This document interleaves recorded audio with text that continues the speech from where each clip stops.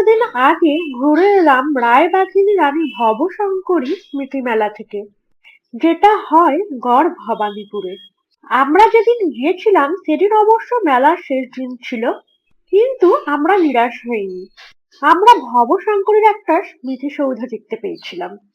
জানলাম এটা ভবশঙ্করীর সময়কালে শিব মন্দির ছিল। এখন অবশ্য ধ্বংসস্তূপে পরিণত হয়েছে, সেটাই স্বাভাবিক। আমার এইসব জায়গায় গেলেই আলাদা আনন্দ হয়। কিছু নেই তো ভাই। ইনি পাঠানদের সাথে যুদ্ধ করেছিলেন, আর এই রায়বাঘিনীর পদ্ধতি কিন্তু মুঘল সম্রাট আকবরের দেয়া। আরো অনেক ইতিহাস আছে, সব একটা ভিডিওতে বলা সম্ভব নয়। তোমাদের ভিডিও ভালো লেগে থাকলে লাইক কমেন্ট করো, আর জায়গাটা পারলে ঘুরে এসো। আর আমার ইউটিউব চ্যানেলটা যদি একটু সাবস্ক্রাইব করে দিতে।